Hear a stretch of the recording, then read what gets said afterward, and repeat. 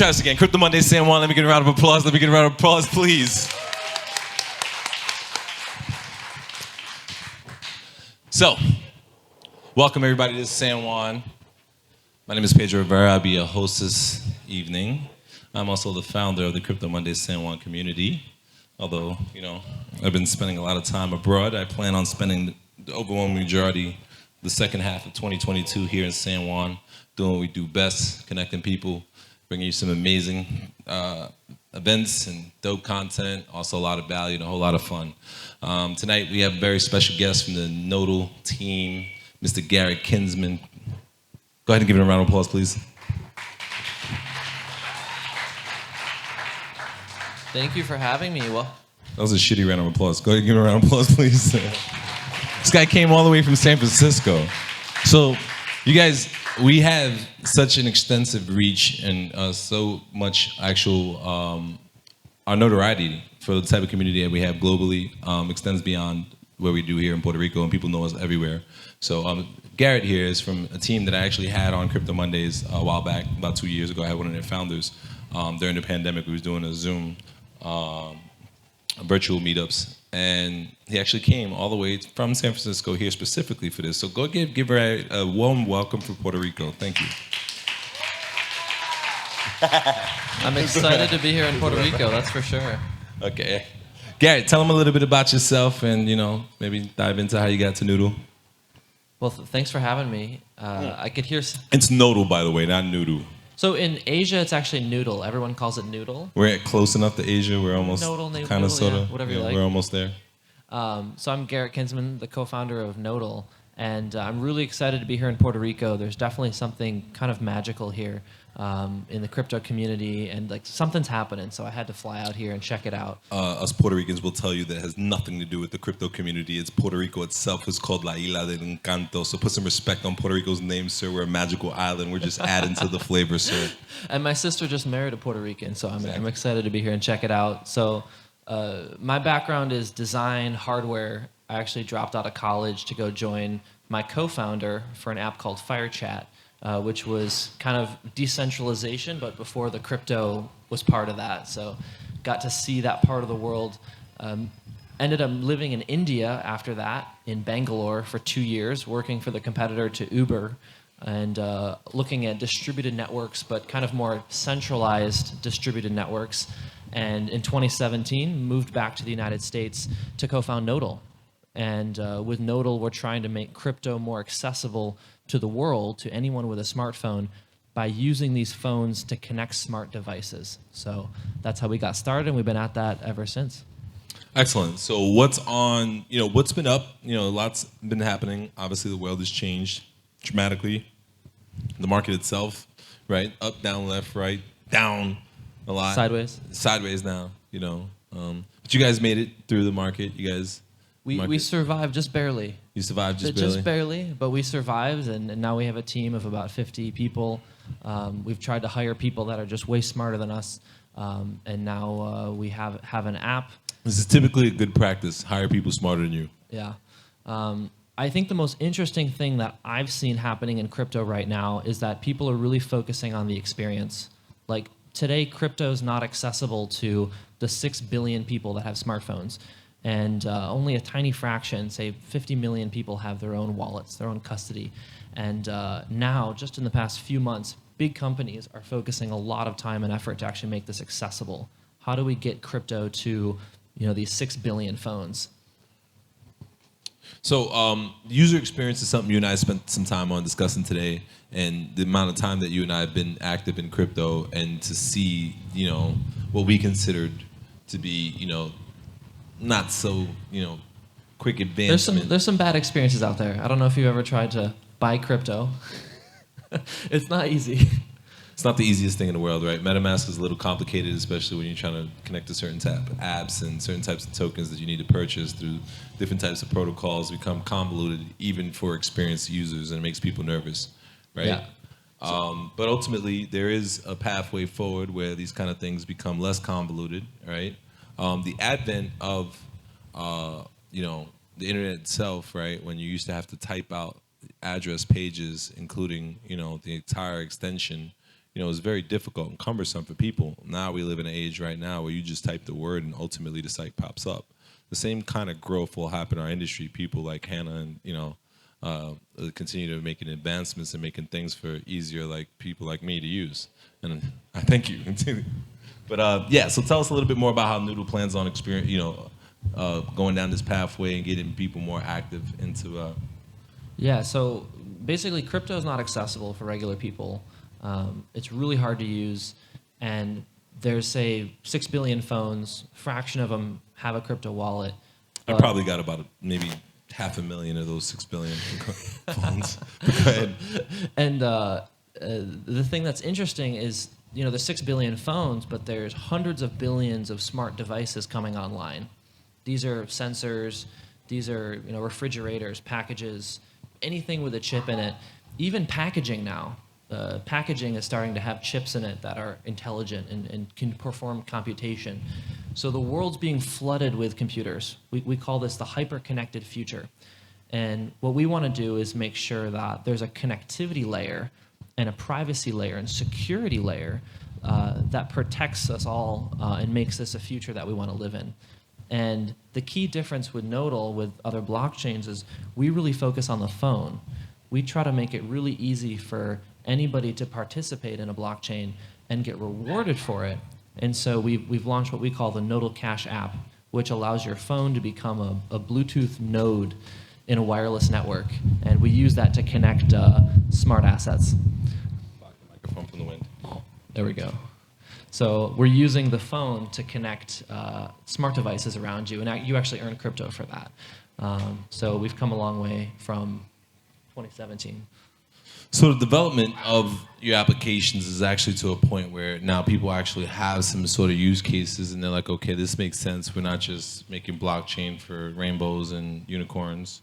So we haven't announced this yet, but we have some customers that are actually starting to use this in the wild. So they're using our network to locate stolen assets in this case. So you put a little Bluetooth tag on an asset, think a vehicle or a package, and then as it gets stolen or moved around, our network of phones, these are the phones that you and I all have in our pockets, are working together to form a network and connect these things and locate them. And then you get paid in crypto for that. So it's a totally new way to earn crypto with your phone. Yeah. So the one thing that people always constantly talking about with cryptocurrency is like, what can you use it for, right?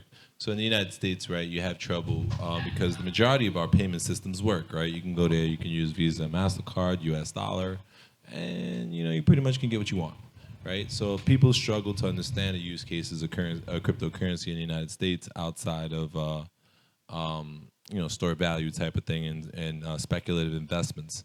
However, the kind of things that they're talking about, what they've built, are the kind of applications that people have been talking about with cryptocurrency. And also, too, these are the kind of applications that people talk about. Now, maybe not just Noodle in itself, but a combination of these types of applications is what you can see that can fund things like universal basic income and can produce a dividend for the people around you, but just by basically you existing.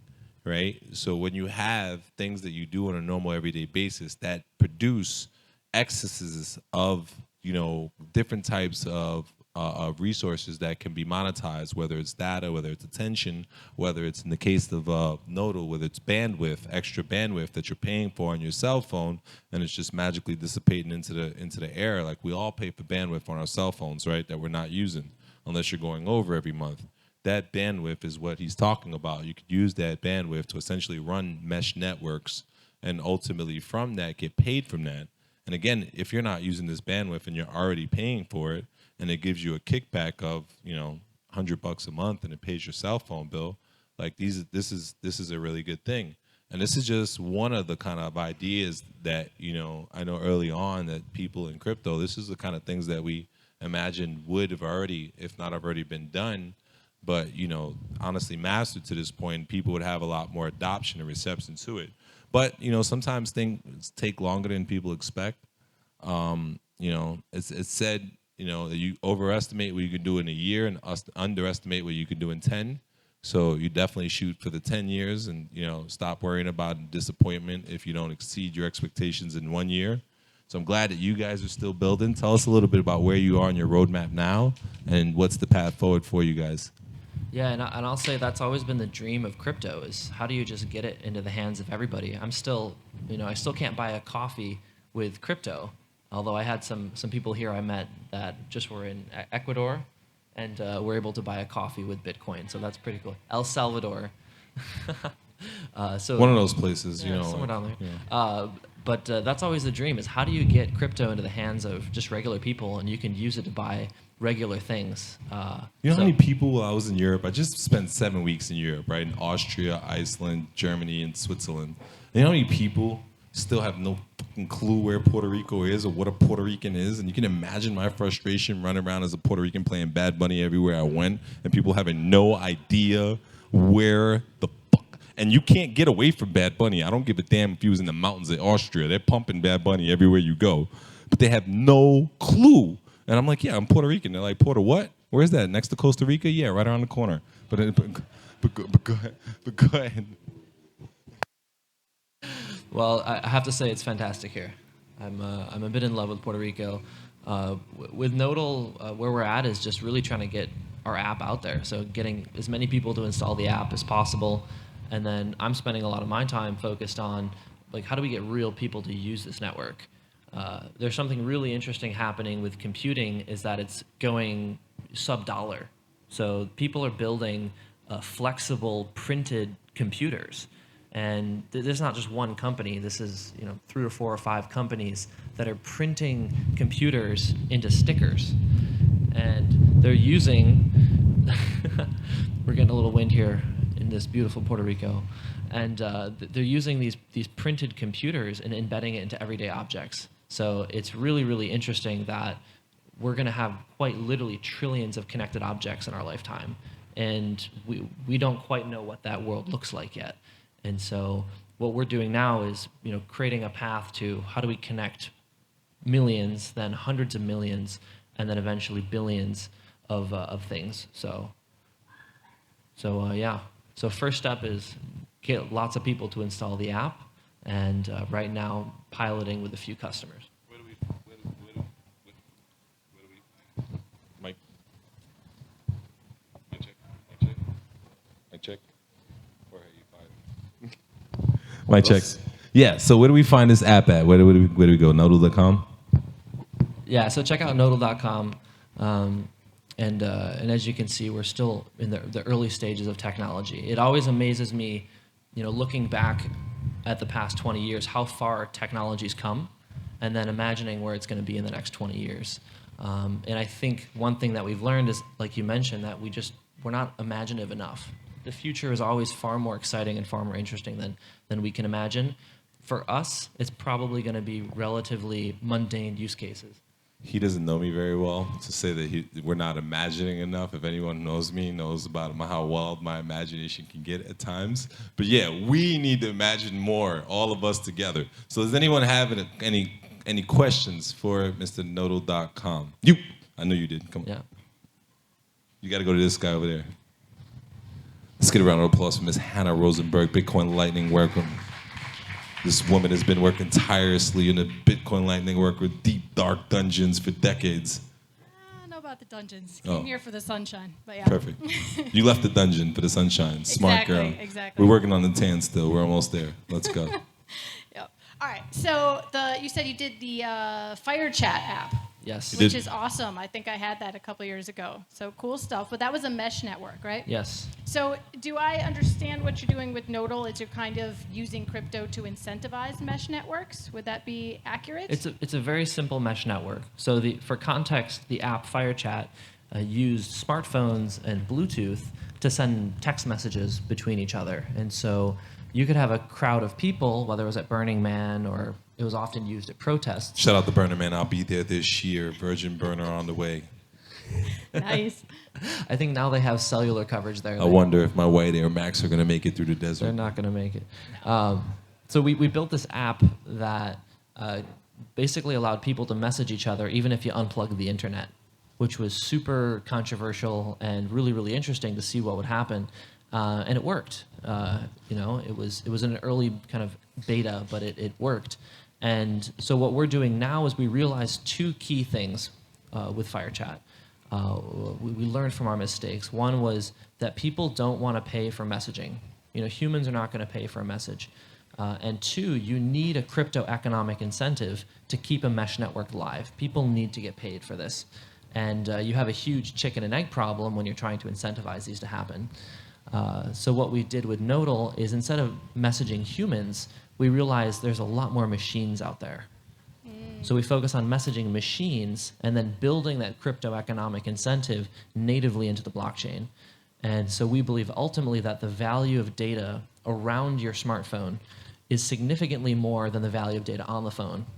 And in fact, you see companies like Google and other automotive manufacturers believing in this so much that they're spending millions of dollars and investing these in vehicles that drive around just to collect data. And you see these all over in San Francisco. I don't know if they allow self-driving cars in Puerto Rico, but We have self-driving cars. It's just the people that's driving might as well not even be at the wheel. So, The yeah. potholes dictate where you drive in Yeah. Puerto Rico. It's potholes driven cars. Anyone who has experience in the roads in Puerto Rico is fully aware of what I'm saying. If you think the guy in front of you is swerving because he fell asleep at the road, you're an idiot. You better swerve too.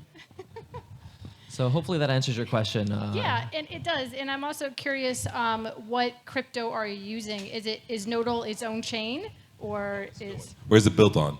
Definitely Yeah. using those crypto, but what are you built on? So Nodal is its own chain. We're using the Polkadot parachain.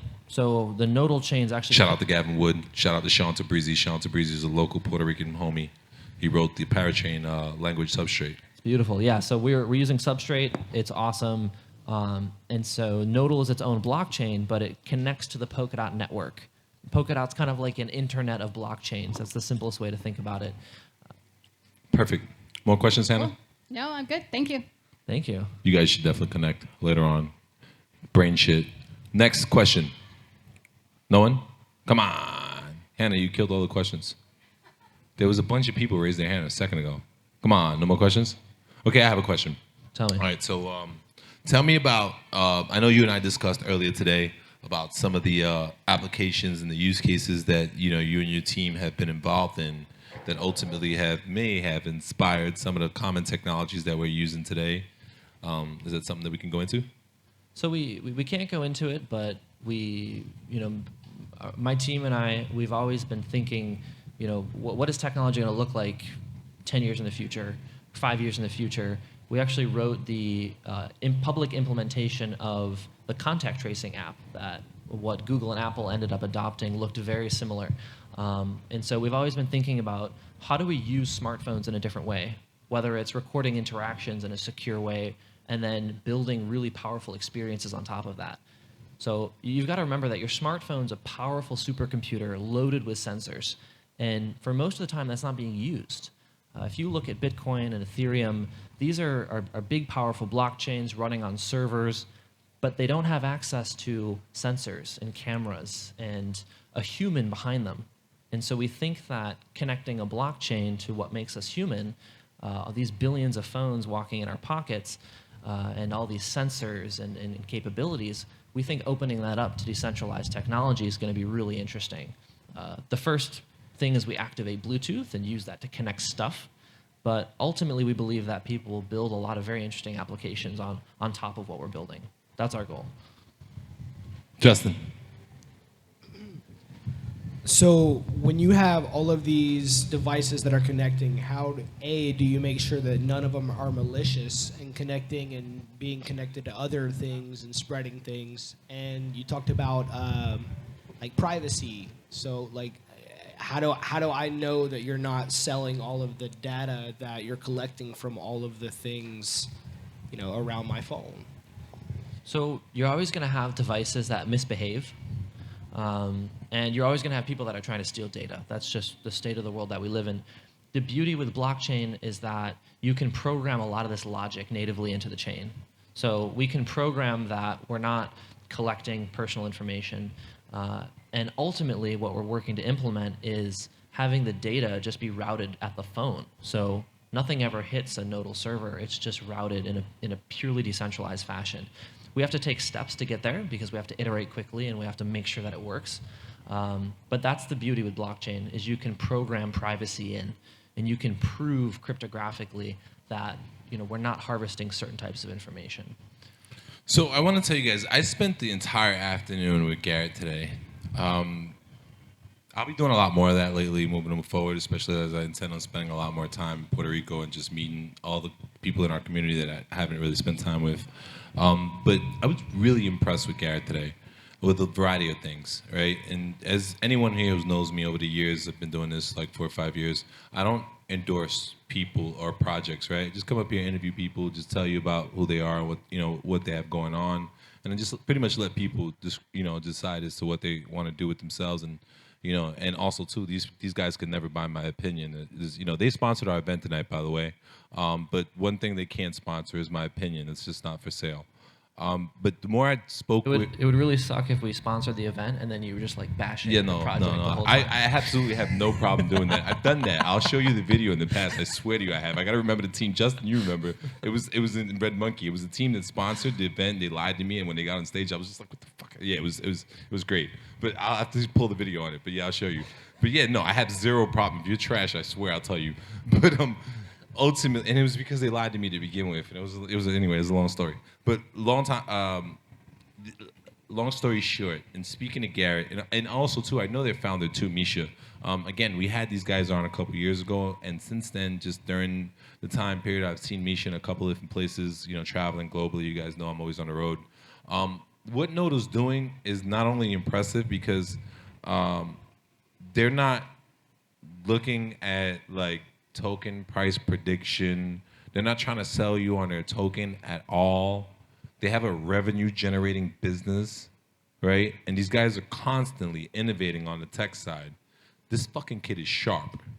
If you guys spend some time with him and you speak with this kid, you realize like his background is extremely unique. He's 26 years old, and he's got his head so screwed on straight that it's impressive. Like, you know what I mean? The things that they're working on and the things that they're doing, and they're already in the market. So I think that Noodle has a really bright future. I'm really excited about seeing what they build moving forward. And a lot of the problems that they're looking to address are things that anyone who's been in crypto, since the beginning will tell you. These are the kind of concepts and the ideas and the thought processes that people had from crypto long before they thought they were going to get rich from crypto, when they actually thought they were going to build things that were going to help people. And this is the idea and the thought process. And in the 6 to 8 hours I spent with Garrett today, I can honestly tell you, me, being extremely well at reading people, he's the kind of person that's interested in helping people. He's not worried about his token going and making him $100 million. If he makes $100 million, I'm pretty confident he'd donate 90% of it. Honestly, the kid can care less about money. He's more focused about solving real-world problems. And those are the kind of people that you want to get behind, people that are passionate and believe what they're doing. So I'm really excited about what you guys are doing. I'm really excited about meeting you. I want to thank you so much for coming to San Juan. I also want to invite you guys to an AMA that we're going to have on Thursday afternoon with on our Telegram channel. What time did we say? We'll confirm. We'll confirm. Yeah. So there will be a flyer in our Telegram channel. It's going to have an AMA with him and our founder, Misha.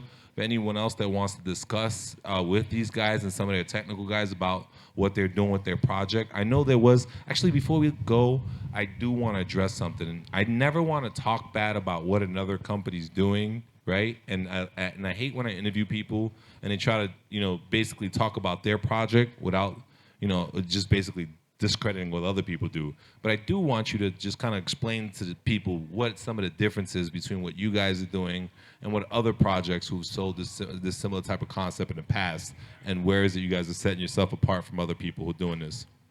So, we're fundamentally different than other projects. Some of them are very noble. And what's different about Nodal is that we're really focused on making crypto accessible to anybody by using the smartphone. And the benefit of using a smartphone is that it's software only. We don't have to go deploy cell towers or different types of base stations or expensive servers. It's just what's in your pocket. And we believe that's the most powerful collection of computers in the world. If you combine all of the computing power of a smartphone, you get something that's really interesting. You get something that's much more powerful than a lot of other systems out there. But it also has cameras. It has sensors. It has a human behind it. And so that's really our key difference, is that we're we're the smartphone network. We're a network built to onboard the next several billion people to crypto and then build really interesting application on top of it. Excellent.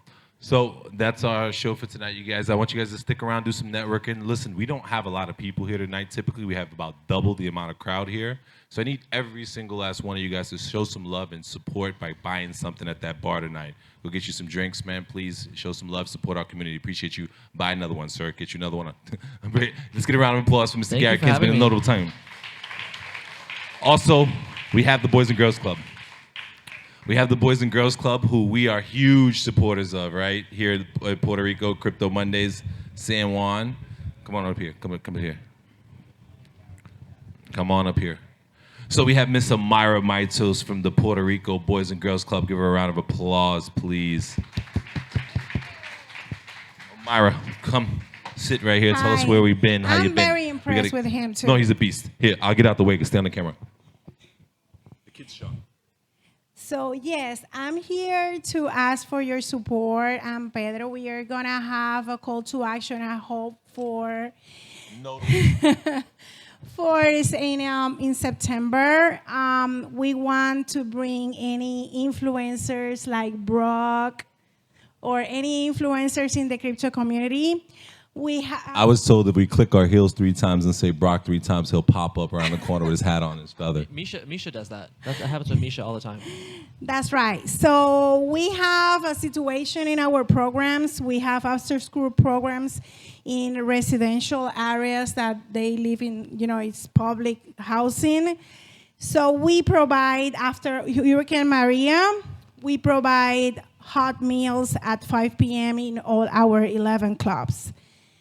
We receive a UNICEF grant in that time of Maria, at the Hurricane Maria, and we build kitchens in the clubs to provide hot meals. But after Hurricane Maria, Puerto Rico is not, always in the news, just earthquakes, and after that, we are not in the national news anymore like we want to. So we have a crisis now in our food program. So we need money to support our food program. We have... Give me this. Let me help you guys out. We're also 1101A approved, right? The Boys That's and Girls right. Club of Puerto Rico. All you guys who Act 22 donations, you have to give $10,000 every year to a organization. I can tell you firsthand, I've worked with a lot of organizations in Puerto Rico that do the most impact with the least amount of money. There's a reason why I support the Boys and Girls Club extensively. They have 11 locations in some of the poorest neighborhoods of Puerto Rico. They have about 13,000 kids. None of them are driving luxury vehicles. The people that work there, they're people who care about our community. They don't get paid a ton of money, and they do a lot with a little bit of money. So if you guys want to support an organization that's really making a difference in Puerto Rico, the Boys and Girls Club is a great way for you to satisfy your Act 22 requirements, your Act 60 requirements. And if you want to go above and beyond the call of that, obviously there's a variety of ways you can partner with them to help improve a particular location, sponsor a location, help improve some of the infrastructure, some of the technology, any of the things that are there. And maybe even Noodle wants to do something like that too. We can talk to them too. Thank you. We have partners. We have English program because not everyone speaks English in Puerto Rico. So we have English program sponsored by a private donor. We have art program too funded by private donors. But the thing about Boys and Girls Club and Act 60 is that we are audited by federal programs, by state programs. So we are very audited. So we are okay with your taxes. So if you can click on www.bgcpr, that is Boys and Girls Clubs of Puerto Rico.org, and you can donate there. Thank you.